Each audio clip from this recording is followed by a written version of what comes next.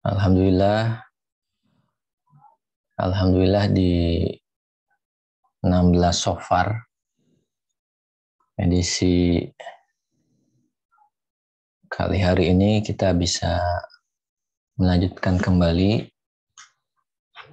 mengenai salah satu bab di dalam Irsyadul Ibad, yaitu sholat berjamaah. Tak lupa salawat dan salam kita sampaikan juga pada junjungan kita Nabi besar Muhammad sallallahu alaihi wasallam, keluarga, sahabat, tabi'in, tabi'ut tabi'in, dan juga umatnya.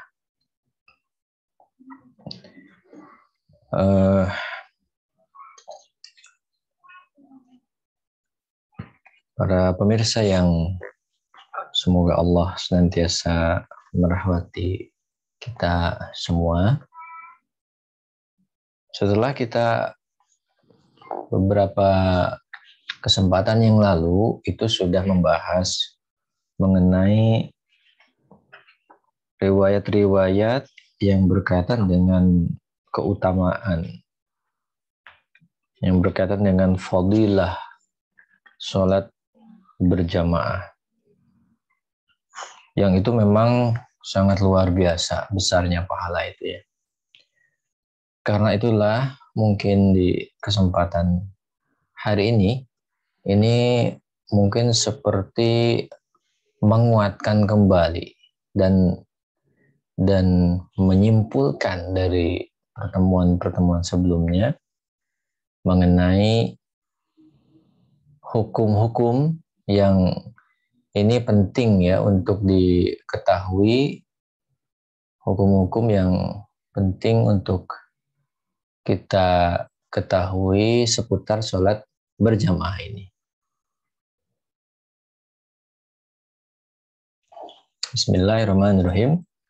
Qala mu'alif rahimahullah wa nafa'ana bi'ulumi min rabbal alamin. Tanbihun, catatan, fi tafsili hukmi sholatil jamaati wa ba'di mustahabbatiha. Catatan rincian ketentuan sholat berjamaah dan juga sebagian perkara yang dianjurkan dalam sholat berjamaah ini. Bismillahirrahmanirrahim. Innal jama'ata fi adai maktubatir rijalil ahraril muqimina fardu kifayatin. Innal jama'ata, yang namanya sholat berjamaah, fi adai maktubatir rijalil ahrar al-muqimin, sholat berjamaah yang sifatnya adaan, ditunaikan sesuai dengan waktunya ketika itu, maktubat yang wajib, yang dilakukan oleh laki-laki merdeka yang bermukim, hukumnya adalah fardu kifayah.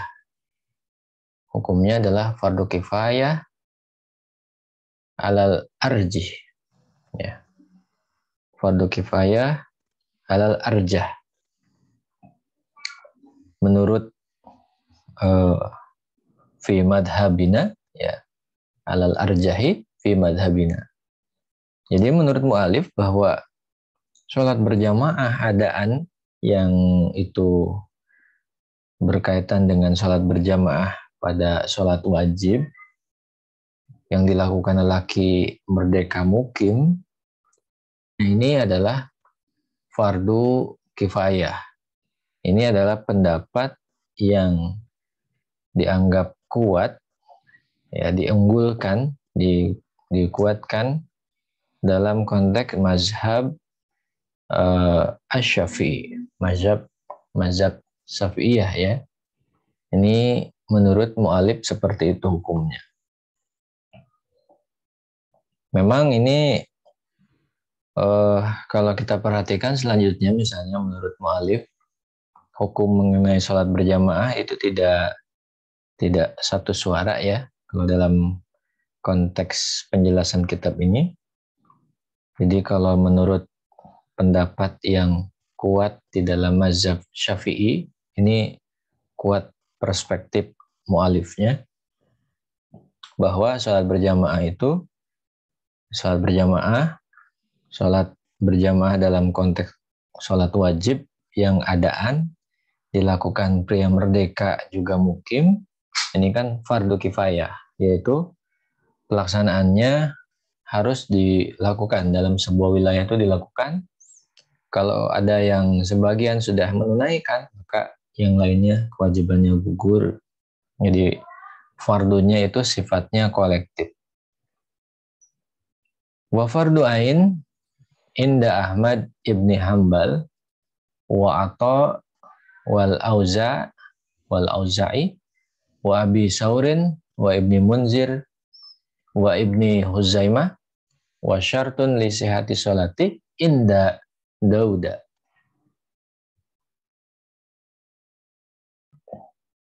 Kalau menurut Imam Ahmad bin Hambal, demikian juga menurut Imam Al-Auza'i, juga Imam Abu Saur, juga Imam Al-Munzir, termasuk juga Ibnu Huzaimah, menyatakan bahwa salat berjamaah itu fardu ain. Nah, ini menarik ya. Jadi dalam mazhab Syafi'i itu sendiri, salat berjamaah itu yang pertama yang dianggap kuat oleh mu'alif adalah fardu kifayah dalam konteks salat berjamaah wajib. Yang kedua, ada sunnah muakkadah juga gitu, dalam salah satu pendapat mazhab Syafi'i itu. Nah, sedangkan menurut mazhab yang lain seperti misalnya Imam Ahmad dan lain-lain tadi yang sudah disebutkan para ulamanya, itu menyatakan fardu ain. Nah, yang unik juga ada pendapat Imam Daud. Imam Daud ini menyatakan bahwa fardu kifayah itu, bahwa sholat berjamaah itu ini adalah syarat. Syarat sah sholat katanya. Ini masuknya ke syarat, bukan ke fardu gitu ya. Kalau syarat berarti kan berkaitan dengan sah dan tidaknya. Nah, ini menarik juga gitu. Ini menurut Imam Daud. Wayan bagi taswiyatus sufuf. Ini selanjutnya ya. Tadi ketentuannya ya. Jadi tanbih atau catatan yang poin pertama adalah mengenai kewajiban. Poin selanjutnya, wayan bagi taswiyatus sufuf wahya sadul furuji fiha.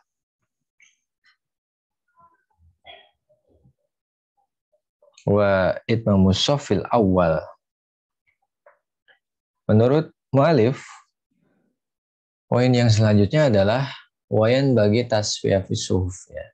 Wayan bagi dan idealnya seharusnya taswiyatus sufufi, meluruskan saf, meluruskan barisan, wahya berupa sadul furuji biha, celah-celahnya itu ditutup sebisa mungkin. Wa itmamus shafil awal fal awal, barisan yang pertama itu disempurnakan.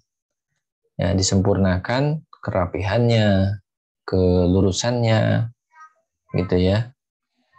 Nah, itu ketentuan mengenai poin yang kedua ya dalam sholat berjamaah itu. Nah, di sini juga ditambahkan lagi keterangan batas wiyatuhu mustahabatun ya. Batas wiyatuhu mustahabatun fi ta'diyatil jamaati.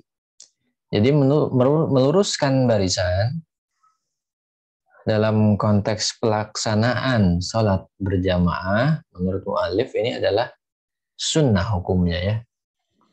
Jadi kalau sunnah ini mohon jangan ribut-ribut gitu ya. Berarti ini masih ada toleransi gitu, kalau sunnah itu. Hanya saja bagi yang tidak, katakanlah tidak menunaikan ya tidak dapat pahala sunnah gitu ya. Jadi misalkan ngasih celah-celah gitu ya, Nah itu seperti itu. Wasyartun linaili fadliha. Meluruskan barisan juga termasuk syarat kalau kita ingin mendapatkan keutamaan sholat berjamaah ya. Jadi kalau ingin dapat keutamaan sholat berjamaah, maka salah satu ketentuannya adalah kita harus meluruskan, merapikan saf. Makanya bagi orang-orang yang tidak meluruskan saf, sholatnya sah, sholatnya tetap sah. Asal jangan terlalu ekstrim gitu ya.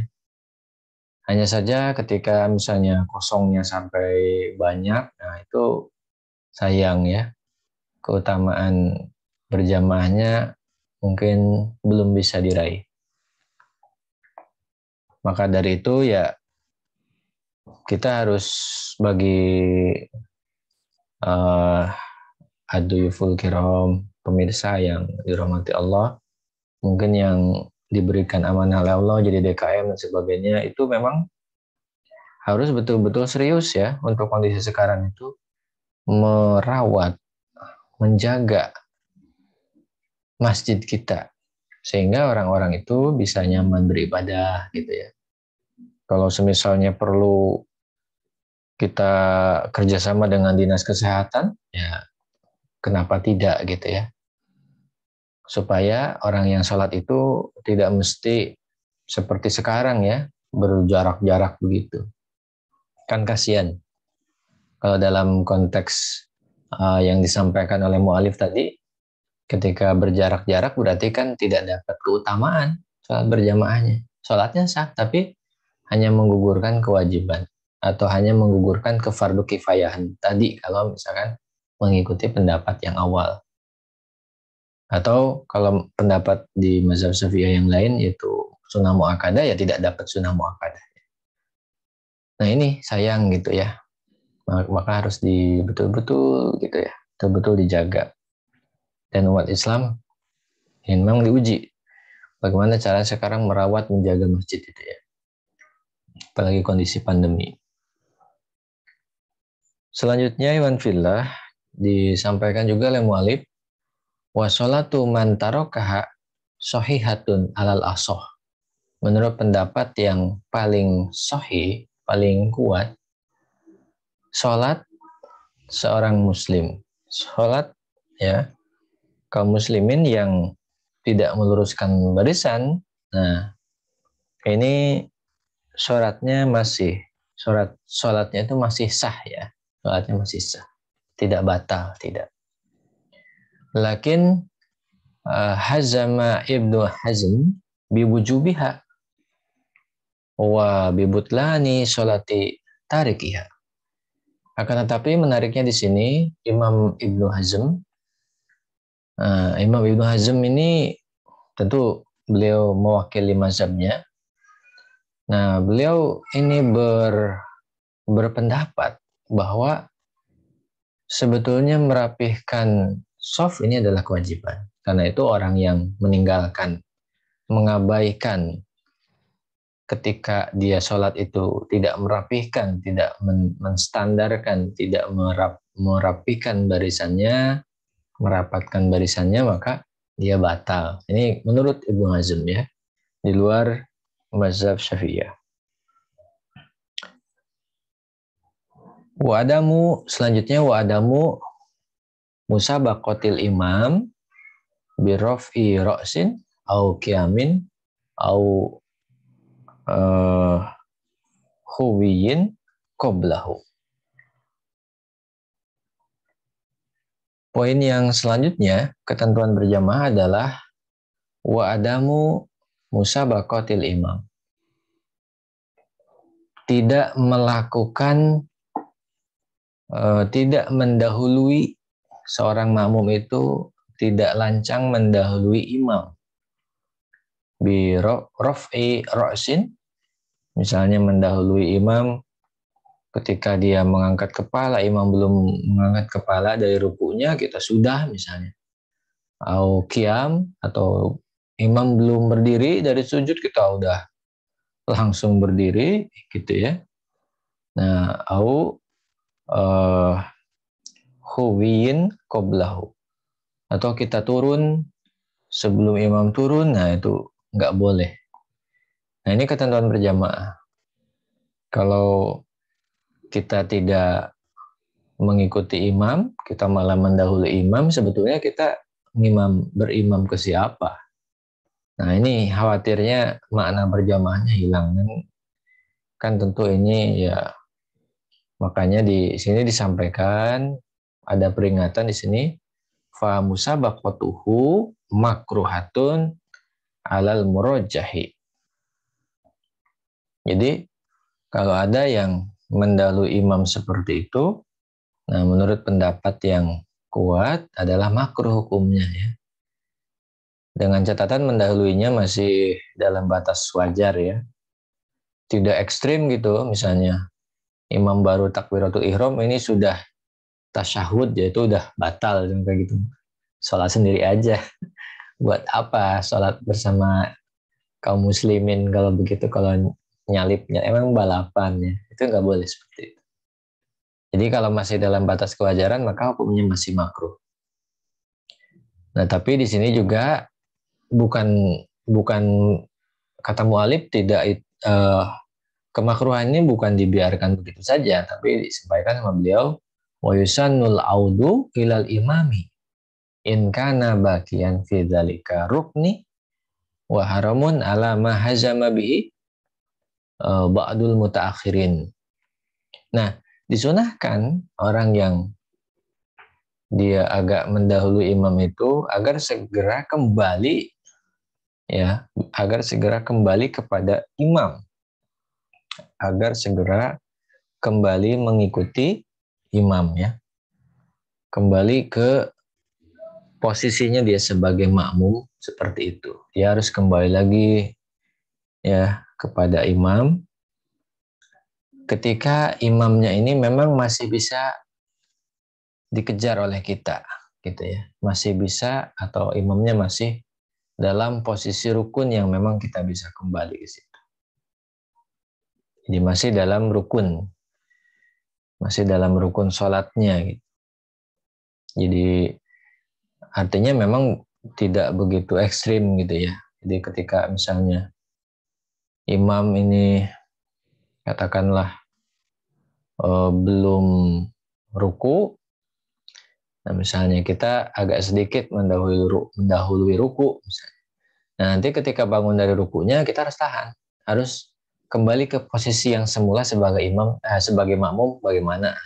Jadi kita ngikutin lagi. Ya, yusannu al-audu ilal imam, kita disunahkan untuk kembali mengikuti imam in kana bagian, kalau masih bisa ya, masih ada fi dzalika rukni, kalau masih ada atau masih melakukan rukun tersebut ya si imam ini. Nah, di sini kita melihat ada pendapat lain, wa haramun ala ma hazama bihi ba'dul mutaakhirin. Menurut sebagian ulama mutakhirin,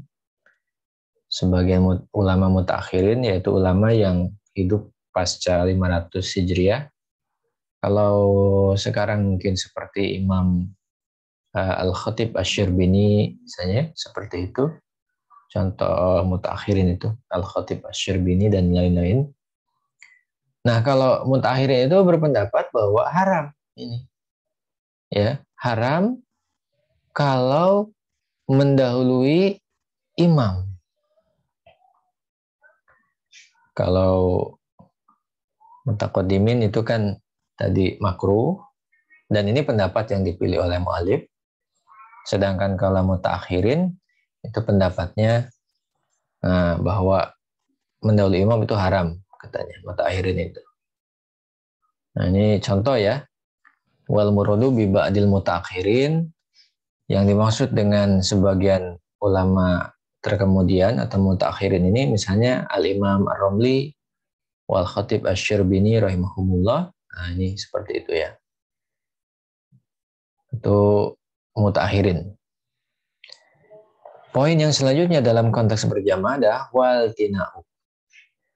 wal i'tina'u bil wuqufi fi shafil awal, menjaga, ya, merawat atau betul-betul kita menaruh perhatian supaya posisi kita ini senantiasa di soft yang pertama, ya. Jadi harus memelihara, harus merawat. Gimana caranya? Ya, bil wuqufi, memiliki posisi fil awal. Ini ketentuannya. Jadi ketika berjamaah itu jangan menyiapkan barisan yang ujung dulu, jangan gitu. Jadi barisan awal dulu diisi, di taswiyah dirapihkan gitu ya. Jangan sampai ada yang bolong-bolong gitu. Nah, itu maksudnya. Jadi ketika berjamaah, poin yang terakhir di sini dalam konteks hal yang penting di sini adalah bahwa barisan yang pertama ini tolong harus diisi segera. Gitu. Fal muhafadzatu alaihi aula minal mubadarati ilal ihrami lidraki ar-ruku'i ma'al imam fi ghairi raq'atil akhirah. Fal muhafadzatu alaihi, nah, menjaga atau meraih soft yang pertama, aula, lebih utama katanya, minal mubadarati ilal ihram, ketimbang kita ingin buru-buru gitu ya, agar kita bisa takbiratul ihram lidroki ruku, supaya kita enggak ketinggalan ruku ma'al imam fi ghairi raqatil akhirah, dengan catatan selain di rakaat akhir gitu ya. Kalau sudah rakaat akhir mah ya itu justru kita harus segera. Ya, lebih utamanya lagi adalah kita harus segera mendapatkan fadilah jamaahnya gitu. Jangan sampai lewat dari ruku ya sudah nanti nggak dapat gitu. Kalau rakaat akhir kalau nggak dapat ruku rakaat akhir kan berarti kita nggak berjamaah. Nah, jadi kalau misalnya bukan di rakaat terakhir gitu ya, masih rakaat yang awal-awal, rakaat 1 lah, 2 lah. Nah, maka yang lebih utama itu katanya adalah gimana caranya kita meraih soft yang terdepan. Nah, baru setelah itu takbiratul ihram. Nah, ini kan kadang-kadang sebagian kita bingung ya, udah wudhu, waduh ternyata udah sholat nih. Kita langsung segera aja. Ya, mau barisan di mana aja kita langsung masuk ke situ, langsung takbiratul. Padahal kita nggak apa-apa, nyari dulu. Nah, kita perhatikan nih, ada nggak yang kosong nih, barisannya agak depan. Terus aksesnya masih bisa dilewati nggak nih aksesnya. Nah, kalau masih bisa, biarin kita ke depan aja. Nah, gitu ya. Ketinggalan ruku nggak apa-apa, asal bukan ruku yang rakaat akhir, kata mu'allif seperti rahimahullah. Selanjutnya far'un, ini ada keterangan tambahan.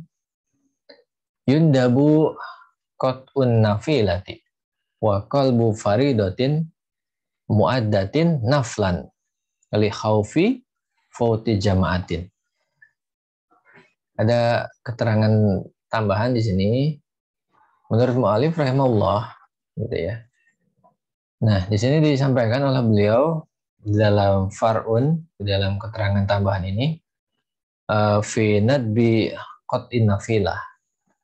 Jadi sunnahnya menghentikan sholat.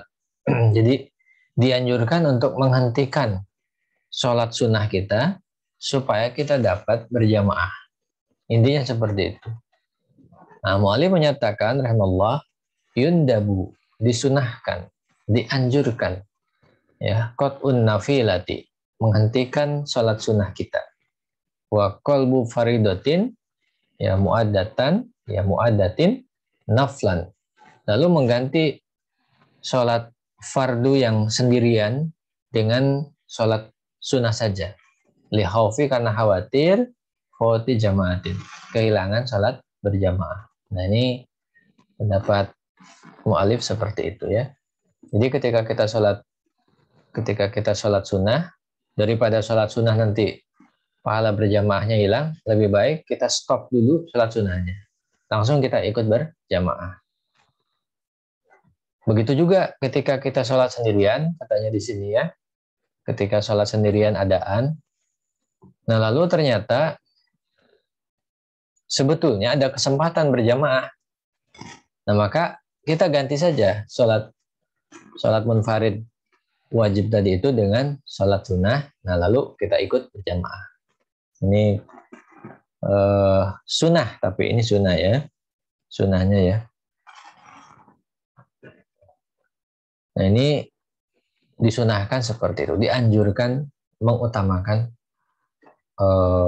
mendapati jamaah tadi itu ketimbang sholat sunnah atau sholat fardu sendirian. Untuk mekanismenya memang teknis, silakan ya nanti. Biasanya yang seperti ini tuh ya kita mengalami itu di rest area misalnya ya, atau di tempat-tempat yang mungkin agak bukan mukim ya, bukan mukimnya kita di situ biasanya. Baik, iman fillah. Kalau tadi kita bicara soal ketentuan dalam berjamaah, nah maka sekarang faslun, penjelasan syurutul iktido ya. Syurutul iktidai, afwan. Syurutul iktidai yaitu ketentuan bermakmum.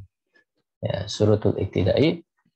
Di sini ada beberapa ketentuan bagaimana caranya kita bermakmum yang benar. Bismillahirrahmanirrahim. Qala mu'alif rahimahullah ta'ala wa nafa'an bi ulumih. Adamu taqaddumihi ala imamihi bi aqabin. Nah, poin yang pertama. Jadi poin pertama, tidak boleh si makmum ini, jadi makmum itu tidak boleh posisinya lebih depan gitu ya. Posisi tumitnya itu lebih depan daripada imam. Jadi ya maksudnya bukan tumit dalam arti tumitnya doang gitu, tapi posisi kita secara badan juga sama. Jadi tumitnya dikebelakangin tapi badan kitanya miring 30 derajat ke depan ya sama aja gitu ya. Jadi maksudnya di sini tumit itu hanya gaya bahasa ya.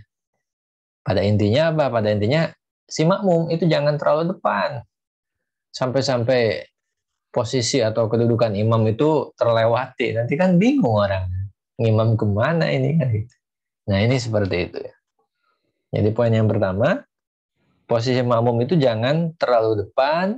Ya posisi tumit makmum jangan terlalu depan. Wa niyatul iktidai bil imamil hadiri ma'at taharrumin. Lalu juga berniat bermakmum kepada imam yang ada ketika itu dibarengi dengan takbiratul ihram. Jadi ketika takbiratul ihramnya kita niat untuk bermakmum kepada imam yang ada di hadapan kita ketika itu. Wa syurito fi jumu'atin niyatu imamatin ma'ahu. Nah, kalau sholat Jumat gitu ya. Kalau tadi kan sholat berjamaah yang maktubah, yang fardu, sholat jamaah yang 5 waktu. Nah, kalau untuk sholat Jumat, nah niatnya itu disyaratkan, katanya niatnya itu niyatu imamah ma'ahu. Jadi niat berjamaah gitu. Jadi tambahi dengan niat berjamaah. Jadi niat jamaah. Kalau yang biasa kan saya berniat ya untuk bermakmum kan gitu. Sholli fardo subhi makmuman kan gitu ya. Nah, kalau sholat Jumat itu misalkan sholli fardo Jum'ah, nah maka disitunya misalkan makmuman wa imamatan gitu. Jadi bermakmum dan berjamaah, ya gitu ya. Imamatan ma'ahu. Jadi kita itu niat sholat Jumat, kita niat sholat wajib Jumat, gitu ya, bagi laki-laki. Nah, ditambahi dengan selain makmuman itu juga imamatan ma'ahu. Gitu.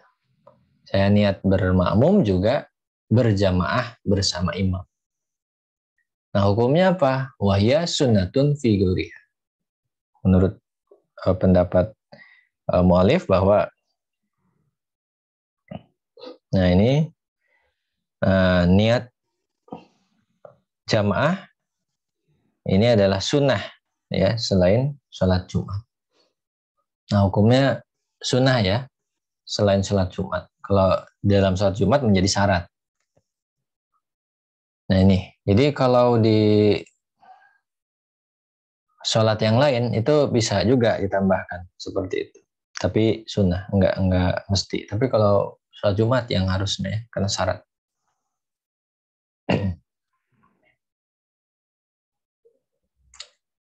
Ini baru ngeh kita ya. Seperti ini penjelasannya.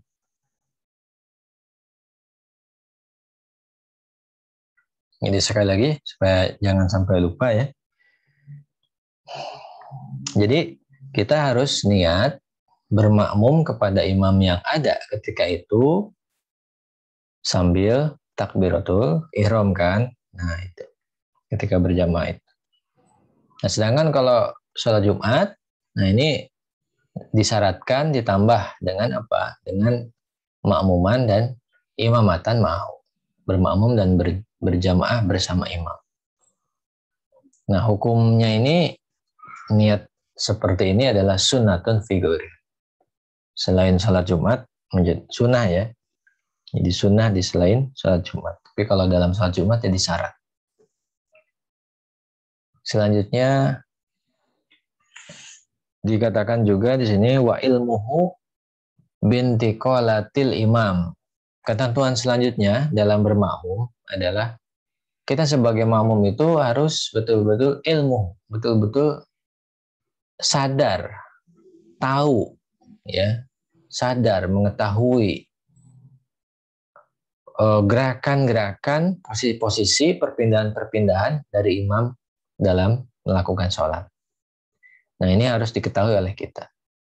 Nah makanya nanti ada keterangan tambahan di bawahnya ya mengenai supaya, nah nanti ada penjelasannya mengapa tidak boleh dihijab imam itu dengan makmum. Baik, selanjutnya keterangan selanjutnya wajtima'uhuma bimakanin ya. Makmum dengan imam itu dia harus dalam satu lokasi, satu tempat. Falau kana fi bina'ain. Nah, kalau sekiranya makmum dan imam ini berada dalam dua bangunan yang berbeda, syurito adamu hailin. Syaratnya boleh bangunannya beda. Gitu ya. Tapi tidak boleh ada hijab, tidak boleh ada penghalang. Imam dengan makmum dengan imam itu, jadi si makmum itu kelihatan si imam itu, oh itu imam saya. Tidak boleh ada penghalang kalau beda bangunan, gitu ya. Kalau beda bangunan, misalkan kita di bangunan A, nah imam di bangunan B, nah maka kita harus tidak ada penghalang. Itu begitu. Nah selanjutnya ada keterangan juga di sini au kufu wahidin ya, au kufu wukufu wahidin hidza aman fadin fi. Atau juga seorang makmum ini berdiri gitu ya. Seorang makmum berdiri pada jalan yang tembus ya. Pada jalan yang tembus pada bangunan tersebut. Nah ini bisa juga kayak begini. Jadi berdiri, jadi makmum ini berdiri, gitu ya. Jadi hukufu wahidin khida'a manfadin fihi. Jadi atau disyaratkan juga berdirinya si makmum ini. Nah, dia berdirinya si makmum, nah maka dia kalau bangunannya beda ya, kalau bangunannya beda, tadi kan syaratnya tidak ada penghalang. Atau kalau bangunannya beda, misalnya, bisa juga gitu si makmum itu berdiri dalam suatu posisi, tetapi si posisi ini ada jalur gitu, ada jalan gitulah ke imam itu, ada jalan tembus gitu ya, ada jalur yang tembus kepada imam pada bangunan tersebut. Jadi misalnya ada mungkin sejenis sebesar pintu lah gitu ya, kanan kirinya, jadi ruangan A, ruangan B terpisah oleh sekat. Sekatnya misalkan permanen, tapi di dalam sekat itu ada pintu. Nah, pintu itu dibuka. Gitu, pintu itu dibuka sehingga kita bisa tembus itu. Bisa apa? Ida aman fadin fihi. Jadi ada jalur tembus ke imam gitu. Nah, ketentuan selanjutnya juga di sini disampaikan walau waqafa fi ulwin wa imamuhu fi suflin au aksuhu. Nah, seandainya makmum itu di atas, imamnya di bawah, atau bisa sebaliknya juga, gitu ya. Makmum di bawah, imamnya di atas. Kalau misalnya posisi bangunan atau lokasinya memang seperti itu. Nah, lam yuscarot muhadatu ba'di badanihi ala tariqatil iraqiyin allati rajahaha An-Nawawi rahimahullah. Jadi untuk kasus beda bangunan yang selanjutnya misalnya, atau beda posisi yang selanjutnya, ini imamnya di bawah, makmumnya di atas atau sebaliknya. Nah, maka di sini disampaikan kalau posisinya atas bawah gini, maka tidak disyaratkan katanya ada kesejajaran antara badan imam dengan badannya si makmum gitu ya. Ini berdasarkan ketentuan dari para ulama Irak yang memang ini dikuatkan oleh Imam An-Nawawi. Jadi kan susah kan ngatur istilahnya itu posisinya harus ngepas gitu ya. Misalnya imamnya di bawah, makmum di atas. Ya makmum yang atas lah, makmum yang lantai 2. Nah, makmum yang lantai 2 kan tentunya nggak bisa posisinya serapih atau sepas kayak makmum yang bawah kan gitu. Dengan imam itu. Nah, ini masih dimaafkan ya. Nah, yang penting apa? Nah, yang penting posisinya ini, nah nanti dalam konteks ini ya, ini tidak disyaratkan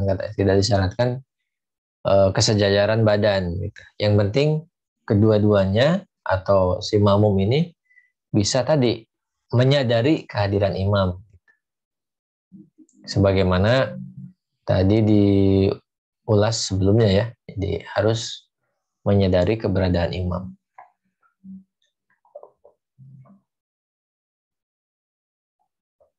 Karena biasanya kalau beda posisi tinggi dan bawah itu ya memang agak susah juga ya atur kesejajaran badannya itu. Tapi kalau bisa diatur ya boleh. Tapi ini kalau dimaksud kesejajaran badan dengan dalam arti tinggi, tentu nggak bisa ya. Ini dimaafkan. Ya itu ketentuannya seperti itu. Tapi yang paling penting adalah pada poin ini adalah itu tadi hanya pengecualian-pengecualiannya saja, tapi yang utamanya adalah wajtimauhuma bimakanin. Nah, falau kana fi bina'in. Itu yang pentingnya. Jadi ketentuan dalam bermakmum itu makmum itu harus satu lokasi dengan si imam. Walaupun nanti bangunannya terpisah, nah maka ketentuan tadi kita pakai ya ketentuannya itu. Jadi misalnya tanpa adanya penghalang gitu ya. Terus ada jalur yang tembus ke imam gitu ya. Nah, bisa juga gitu ya. Penghalangnya nggak ada, terus juga ada tembus jalur ke imam, tapi makmumnya di atas. Nah, gitu juga nggak apa-apa. Yang penting ketentuan yang awalnya terpenuhi, yaitu tidak ada penghalang dan ada jalur yang nembus ke imam. Nah, ini ketentuan yang tadi. Baik, selanjutnya ketentuan berjamaah yang selanjutnya adalah di sini disampaikan watawakufu, afwan, watawafuku salataihima nazman. Nazman la niatan wa adadan. Jadi mu'alim menyampaikan di sini bahwa sholatnya si makmum dengan sholatnya si imam dari sisi, katakanlah di sini ya, dari sisi rangkaian penunaian rukunnya itu harus selaras ya, harus sama gitu.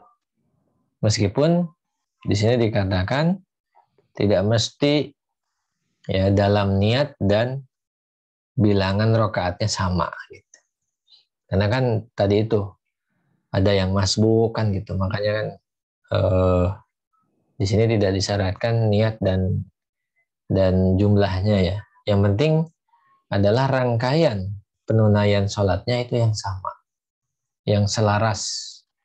Jadi kelihatan bahwa itu bermakmum loh gitu. Itu maksudnya. Ini poin yang selanjutnya ya. Jadi ada keselarasan sholat makmum dengan imam.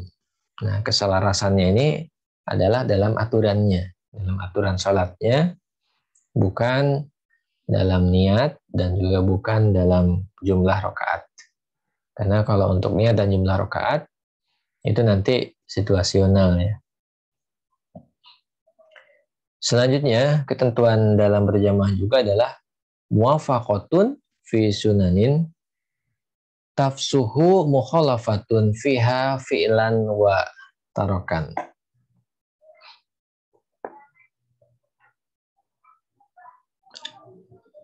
Ketentuan selanjutnya ya, wa muwafaqatun, ada kesamaan fi sunanin, dalam pelaksanaan sunnah-sunnah.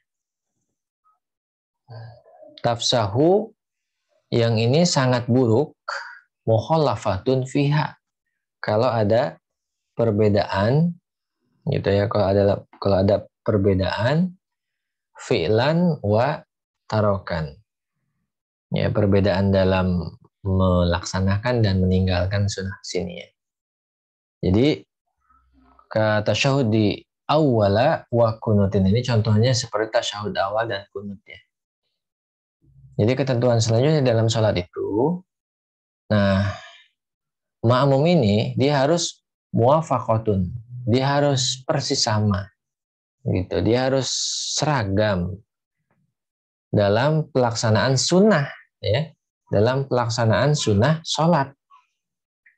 Dalam pelaksanaan sunnah sholat yang seperti apa? Yaitu hal-hal yang sunnah, yang itu kalau misalnya imam dengan makmum beda, itu bakal kelihatan buruk sekali gitu, baik dalam konteks melaksanakan maupun meninggalkan. Contohnya ketika kita tasyahud awal ya kan, nah, ketika tasyahud awal atau misalnya ketika kunut misalnya, ini kan memang sunnah ya, memang sunnah. Tapi kalau misalnya imamnya gitu ya, ini afwannya, kalau misalnya imamnya menunaikan kesunahan itu, nah makmum itu yang muwafaqah lah gitu ya, ikuti. Atau kalau misalnya imam meninggalkan itu ya muwafaqah juga ya. Tapi ini catatannya gini, catatannya adalah tafsyuhu ya, tafhusyu mukhalafatun fiha gitu. Jadi kalau misalnya enggak seragam itu bisa buruk kelihatannya berjamaahnya itu. Nah, maka ini makmum harus muwafaqah ya, harus sama. Imam tasawuf awal misalnya. Nah, maka itu diikuti tasawuf awal itu ya. Imamnya kunut, nah ikutin gitu ya. Nah, ini perlu diperhatikan seperti itu. Jadi harus muafak. Baik, selanjutnya, memang ini panjang juga penjelasan untuk muafakoh ini ya, mengenai takhusu mukhalafatun fiha ini.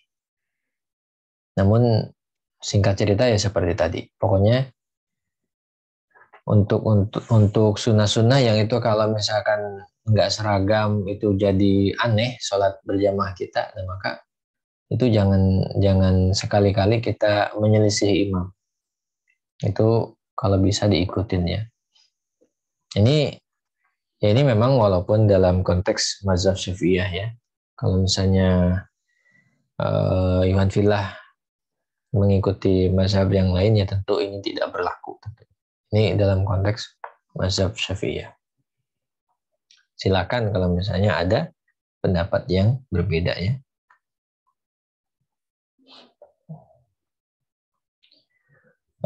Selanjutnya juga, ketentuan selanjutnya adalah,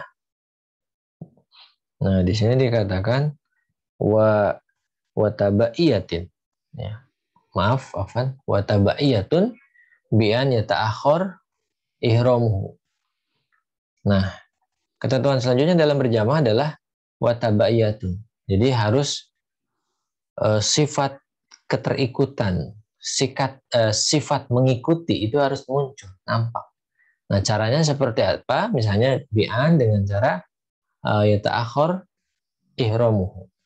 Jadi takbiratul ihramnya si makmum itu dilakukan setelah takbiratul ihramnya si imam. Itu jangan kita imamnya takbir persis sama, itu jangan sampai gitu.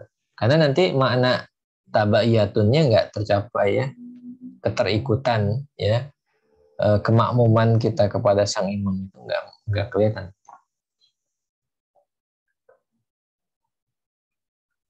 Wala yata'ammada ma ilmi tahrimin taqadduman bitamami roknaini ya, roknaini fi'layain walau qasirain. Selanjutnya juga disampaikan di sini, makmum ini jangan sengaja ya, jangan sengaja padahal dia tahu keharaman mendahului. Padahal dia tahu keharaman mendahului secara utuh ya dua rukun perbuatan yang pendek. Jadi makmum itu jangan sekali-kali sengaja mendahului imam ya, dilewati dua rukun perbuatan, meskipun rukun perbuatan itu pendek-pendek misalnya. Nah, ini jangan sekali-kali seperti itu. Kalau ma'a ilmi tahrim, jadi kalau dia tahu keharamannya. Tapi kalau nggak tahu ya apa boleh buat. Dia dosanya karena nggak belajar ya. Rabbi zidna ilman warzuqna fahaman. Au takhallufan bi ya au takhallufan biha bila udrin. Nah, selanjutnya juga ketentuan dalam berjamaah juga di sini disampaikan. Nah, tidak juga dengan sengaja ingin ketinggalan. Nah, ini nggak boleh katanya. Jadi tidak sengaja ingin ketinggalan dua rukun fi'li tersebut, dua rukun perbuatan tadi itu, tanpa ada uzur syar'i. Jadi kalau tanpa ada uzur syar'i, kita jangan menyengaja untuk meninggalkan, untuk ketinggalan dua rukun tadi, dua rukun yang pendek tadi.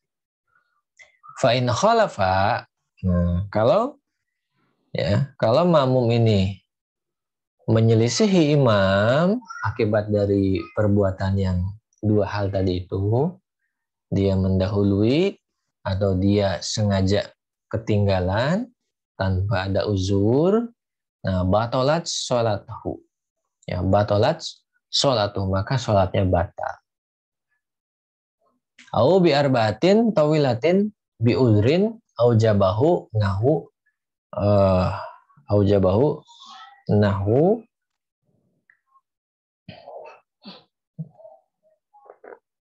bat'in au syakin fi qiraatin la waswasatun, ya faliwafiku fi rabi.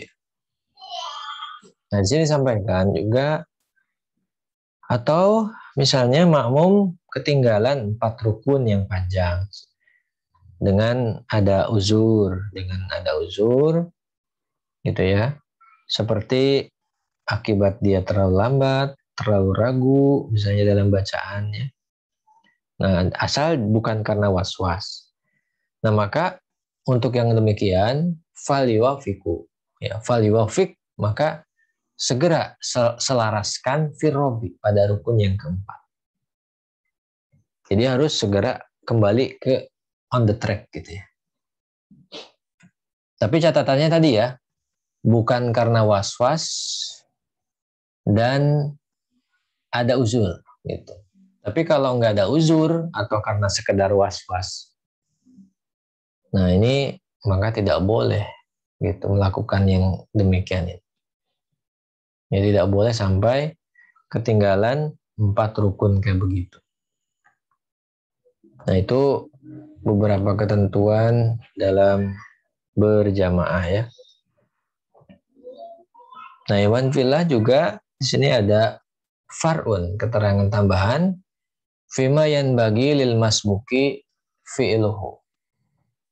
Jadi perbuatan atau tindakan si makmum, ya tindakan yang seharusnya dikerjakan si masbuk ya, Afan. Jadi fima yanbaghi lil masbuki fi'luhu.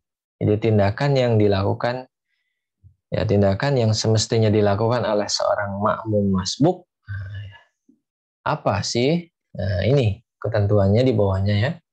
Wa yaqta'u masbukun al-Fatihata. Yang masbuk, yang dia masbuk, ketinggalan makmum yang ketinggalan ini, nah maka dia idealnya menghentikan bacaan Al-Fatihahnya. Fa'in qara'a fafatahu ruku. Nah, kalau seandainya dia baca Al-Fatihah ini malah ketinggalan ruku, kelewat rukunya. Lagot rok'atuhu. Maka nanti 1 rakaat itu akan sia-sia gitu. Akan nggak masuk 1 rakaat kan, maksain baca Al-Fatihah. Nah, ini ketentuannya seperti itu. Jadi yang namanya makmum masbuk, maksudnya dia menghentikan bacaan Al-Fatihah supaya dia mendapatkan ruku itu tadi. Karena kalau dia baca terus, nah ini ruku bisa ketinggalan. Kalau sampai ruku ketinggalan, ya tentu lagot ya rok'atuhu. Jadi 1 rakaatnya itu akan sia-sia. Wa takhallafa ya. Wa takhallafa bila udrin.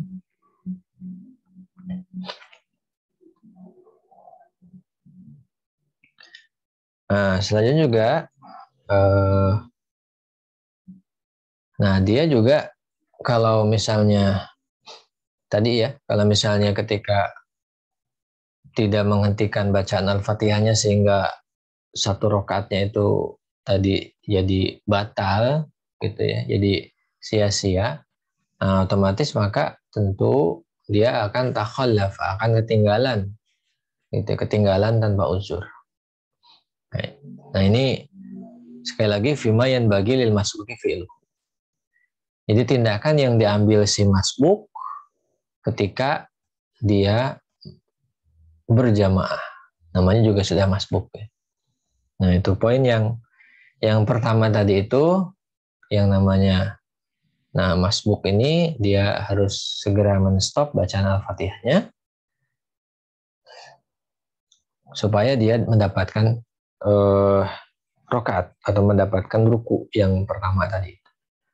Nah, kalau sampai nanti itu dia kelewat ruku, ya udah gagal satu rokaat itu ya. Dan dia dianggap ketinggalan tanpa uzur.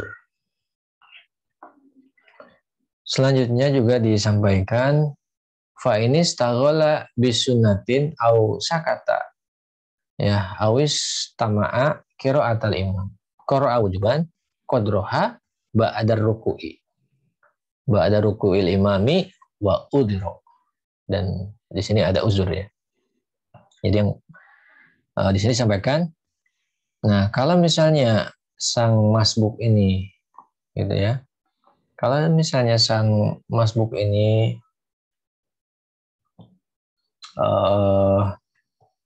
dia malah terus melakukan sunnah gitu ya, dia malah tersibukkan dengan yang sunnah, atau dia malah diam tidak melakukan apa-apa, atau dia ini malah mendengarkan bacaan imam. Nah, maka di sini disampaikan, nah dia wajib membaca seukuran Al-Fatihah setelah imam ruku, dan dia dianggap memiliki uzur. Nah, ini ketentuannya ya. Jadi yang namanya tersibukkan dengan yang sunnah, berdiam, terus mungkin terlalu syahdu mendengarkan bacaan imam gitu ya. Nah, maka dia harus katakanlah di sini mengganti bacaan Al-Fatihahnya tadi itu setelah imam ruku, dan dia dianggap memiliki uzur ya. Nah, ini masih konteksnya masih bacaan Al-Fatihah tadi. Nah, selanjutnya juga di sini disampaikan ya, fatakhallafu wa yudriku raq'ata malam yusbak bi aksara min salasati arkanin tawilatin ala ma qalahu syaikhani kal baghawi fa in raka'a biduni qiraati bi qadriha batalat shalat. Ini pentingnya Al-Fatihah ya, karena memang masuk rukun Al-Fatihah ini harus dibaca. Nah, maka si makmum masbuk tadi dia dianggap ketinggalan dan mendapatkan satu rokaat. Ya, mendapat satu rokaat bersama imam ya. Nah, selama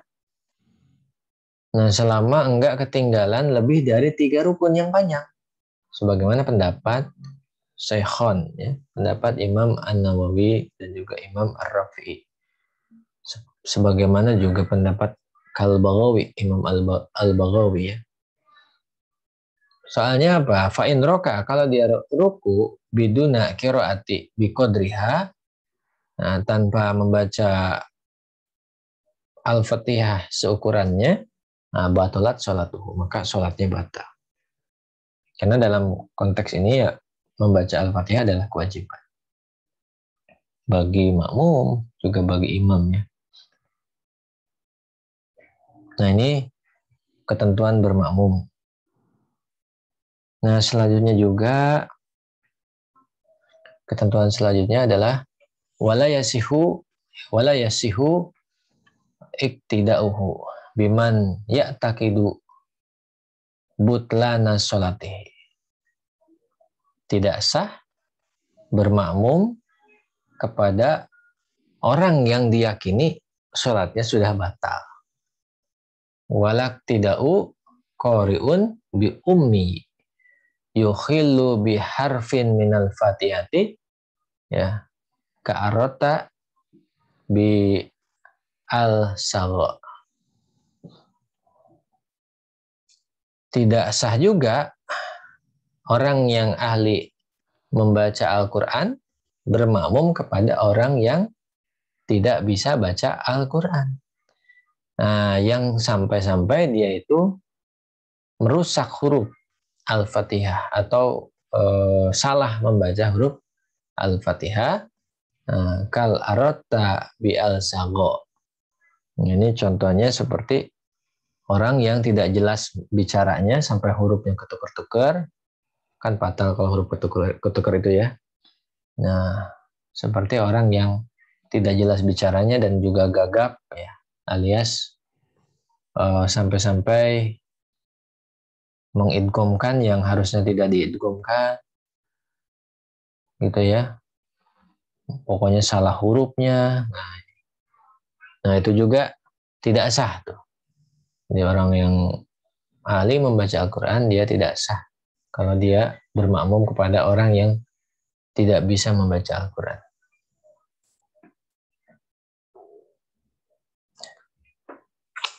Lalu selanjutnya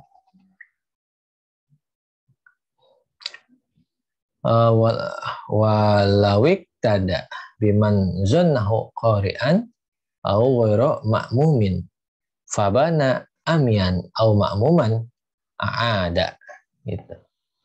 Nah, sekiranya seorang makmum ini bermakmum kepada orang yang diduganya, diasumsikan sebagai orang yang ahli membaca Al-Quran, atau dia itu bukan seorang makmum, jadi kita duga, oh ini bacaannya dia ahli nih, nah, gitu. Atau kita duga dia bukan makmum nih, bukan. Gitu. Kita ngikutin kan, gitu kadang-kadang. Nah, maka di sini dikatakan fabana. Nah, kalau misalnya setelah itu kita tahu seketika itu amian bahwa dia bukan orang yang ahli membaca Quran, au makmuman, gitu ya. Alias kita juga tahu ternyata dia adalah seorang makmum, maka kita harus mengulang sholat. Tapi catatannya fabana ya, catatannya itu. Tapi kalau nggak tahu mah ya rufi al-qalam tentunya, dimaafkan oleh Allah. Wa kadza biman jahlahu fil jahriyati in asarro. Demikian juga tidak sah ya. Tidak sah.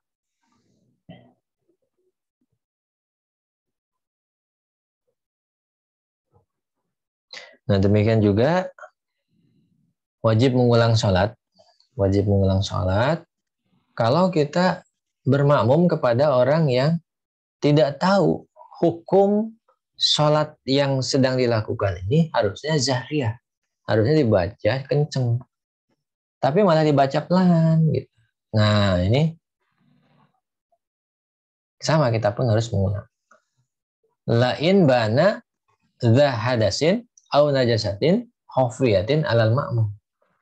Tapi kita tidak usah mengulang sholat. Nah, kalau misalnya ada orang yang diketahui memiliki hadas atau najis, tapi khafiyatin alal ma'mum. Enggak kelihatan, enggak terdeteksi oleh makmum. Nah, gitu ya. Maka enggak usah diulang. Gitu. Bihaisu lau ta'alamaha lam yaroha. Ketika kalau makmum ini menelisiknya itu masih tetap enggak kelihatan. Nah, maka tidak mesti diulang kalau untuk kasus yang ini. Catatannya apa? Khafiyatin. Jadi kalau misalnya hadas atau najisnya khafiyah, nah itu ya nggak masalah. Karena itu sudah goib lah gitu bagi seorang makmum, goib itu nggak bisa ketahuan. Tapi kalau jaliyah, hadasnya, najisnya itu betul-betul kelihatan, betul-betul satu ruangan misalnya, sampai-sampai kedengaran suara imamnya kentut misalnya, sampai kedengaran, nah itu kita nggak mesti mengulang sholat gitu ya. Kalau misalnya nggak sampai seperti se-ekstrim itu. Biar itu tanggung jawab imamnya. Astagfirullah ya bagi para imam ini. Baik, selanjutnya juga ketentuan dalam bermakmum. Nah, yukrohuk tidakun bifasikin wa mubtadi'ain wa in lam yujad ahadun siwahuma. Makruh hukumnya bermakmum kepada orang fasik. Bermakmum kepada orang pembuat bid'ah. Dengan catatan kalau memang tidak ada lagi orang selain kedua orang itu, gitu ya. Tapi ini catatannya kalau kita baca penjelasannya ya, bahwa fasik di sini bukan fasik yang kafir ya, bukan sampai fasik yang kafir murtad, itu bukan. Sebagaimana juga pembuat bidah juga di sini ya, bukan dalam konteks sampai bidah yang parah sekali. Nah, dengan catatannya juga bahwa yang kita ikutin ini, nah bacaannya normal lah, wajar.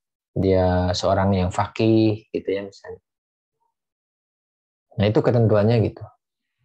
Jadi kalau misalnya dari sisi zohirnya, misalnya dari sisi bacaannya normal, gitu ya, dari sisi pribadinya seorang yang faqih, tapi ternyata dia melakukan kefasikan. Nah, kefasikannya tentu yang ringan. Juga dia melakukan kebidahan, gitu ya.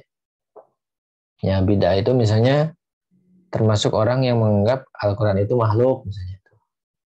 Nah, kalau misalnya nggak ada lagi yang selain yang lebih faqih, yang lebih bagus bacaannya dari orang tersebut, ya maka kita bermakmum di situ makruh hukumnya. Tidak haram ya, tapi makruh. Ya, tapi kalau misalnya ya sudah fasik, bacaan Qurannya hancur berantakan, misalnya sampai huruf-hurufnya tertukar, juga bidahnya parah, misalnya bidahnya ini dia gitu ya, ngajak sholat di tempat kemusyrikan. Nah, ini ya tentu yang seperti ini haram ya, nggak boleh diikuti. Jadi fasik dan mubtadi di sini ketentuannya bukan fasik dan mubtadi yang berat, tapi yang ringan, dengan catatan orangnya masih akro dan afqah ya, dia bagus normal bacaannya dan dia faqih. Wa kuriha lil ma'mumi ya ta'amudu muqaranatil imam bil arkani hatta salam. Ketentuan selanjutnya bahwa di sini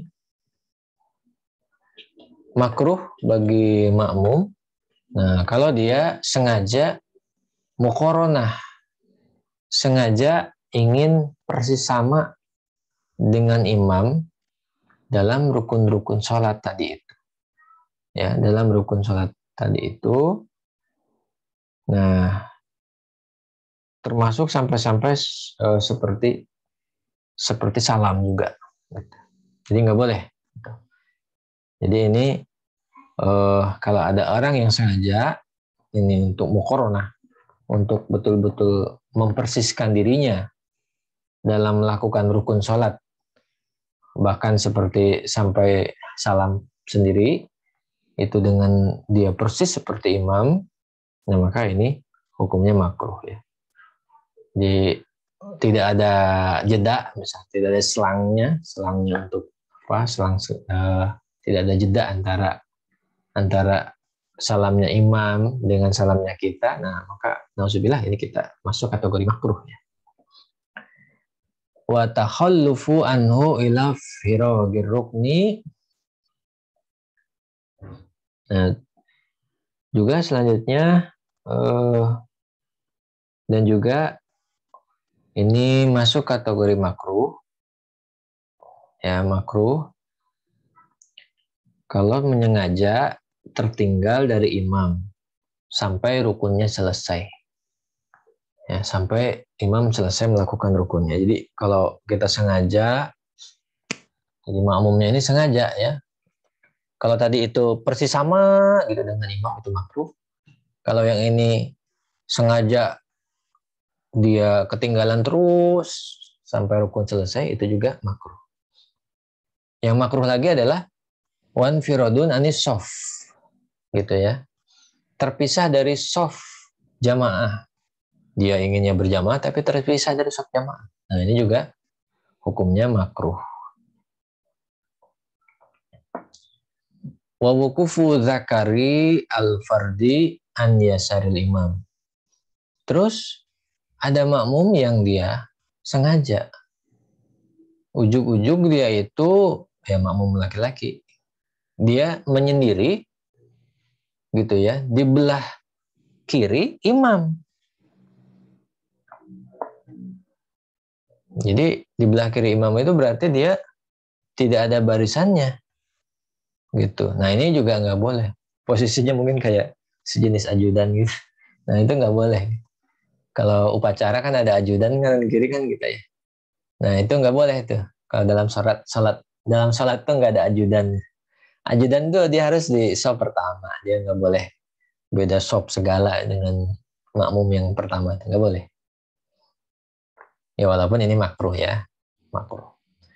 Atau juga di sini dikatakan wa waro'ahu wa muhadzian lahu au mutaakhiran lahu kasirun.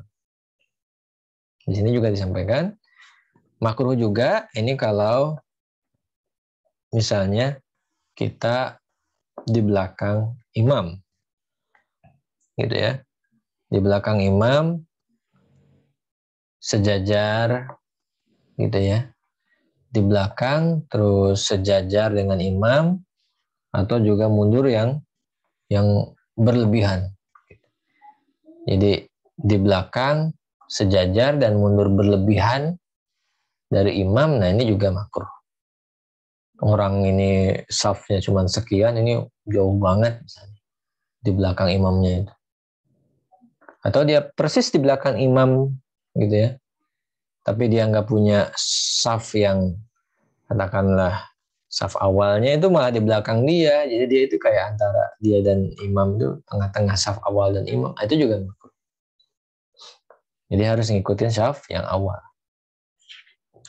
Bismillahirrahmanirrahim. Mu'alif juga di sini memberikan catatan lagi, memberikan keterangan catatan yang cukup penting di sini juga disampaikan wa'lam ya, camkanlah annal jama'ata tata'adda ay yaskutu ismu tarkiha ma'ahadil makruhati lakin layah sulus sawb layah lukus sawabu alaiha ya kama asairima yukrahu min haisul jama'atu. Wa alam camkanlah anal jama'ata yang namanya sholat berjamaah tata ada itu akan menghantarkan ayas kutu ismatarkiha alias akan menggugurkan dosa orang yang dulunya meninggalkan sholat berjamaah. Jadi dengan jamaah itu dia menggugurkan dosa jamaahnya dia. Dengan catatan apa? Dengan catatan bagi yang beranggapan bahwa sholat berjamaah ini fardu kifayah. Tapi kalau yang beranggapan sholat berjamaah ini adalah sunnah muakkadah, nah maka yang gugur dari dirinya bukan dosa, tetapi gugurnya itu adalah kemakruhan atau ketidakutamaan gugur dari dalam dirinya. Nah ini seperti itu ya. Ma'ahadil makruhati. Meskipun orang ini berjamaah dibarengi dengan melakukan kemakruhan yang di atas salah satunya misalnya. Atau banyak yang dia lakukan kemakruhan. Jadi tetap itu akan bisa menghilangkan dosa. Menghilangkan dosanya gara-gara tidak melaksanakan sholat berjamaah di waktu yang lain. Lakin akan tetapi layah sulu tidak ada as-sawabu alaiha. Sholat jamaahnya ini sayangnya ya tidak dapat pahala kalau dia melakukan dengan kemakruhan tadi. Kama sebagaimana juga sairima yukrahu min haisu jamaah. Sebagaimana kemakruhan yang lainnya, semua kemakruhan yang lainnya yang ada bersama dengan sholat jamaah. Jadi yang namanya kemakruhan sholat kan banyak kan ya. Nah ini di atas itu ketentuan makruhan sholat. Nah ini ketentuannya seperti itu. Sholat berjamaah bisa menggugurkan dosa. Bagi yang berpendapat bahwa sholat berjamaah itu fardu kifayah ya. Meskipun sholatnya dibarengi dengan berbagai macam kemakruhan yang tadi di atas. Cuman sayangnya kalau dibarengi dengan kemakruhan yang di atas, maka sekali lagi dia tidak dapat pahala berjamaah sebetulnya. Tapi kewajiban berjamaahnya gugur, tapi pahalanya nggak ada gara-gara banyak kemakruhan itu. Sebagaimana juga aktivitas kemakruhan yang lainnya ya, itu pun juga sama. Ketentuannya seperti tadi. Qala ba'duhum intifa'ul fadilati yalzamuhul khuruju anil mutaba'ati hatta yasiru kal munfaridi wala tasihalahu wala tasihalahul jamaah. Sebagian ulama yang lain, ya, sebagian ulama yang lain, yang tentunya ini hanya wawasan saja oleh mu'alif, ya, itu berpendapat sampai-sampai bukan cuman tidak dapat pahala, katanya di sini. Jadi ketiadaan keutamaan berjamaah, maka ini menyebabkan orang tersebut idealnya dia harus keluar, gitu ya. Dia harus memisahkan dirinya dari keberikutannya dalam berjamaah sampai dia itu seperti orang yang munfarid dan dia tidak layak, gitu ya, tidak sah untuk terus berjamaah. Ini sebagian ulama, ya, bukan pendapat yang dipilih oleh mu'alif tentunya. Baik, itu yang bisa disampaikan pada kesempatan hari ini mengenai ketentuan berjamaah dan juga ketentuan bermakmum, ya. Ketentuan berjamaah dan juga ketentuan bermakmum. Mudah-mudahan itu bisa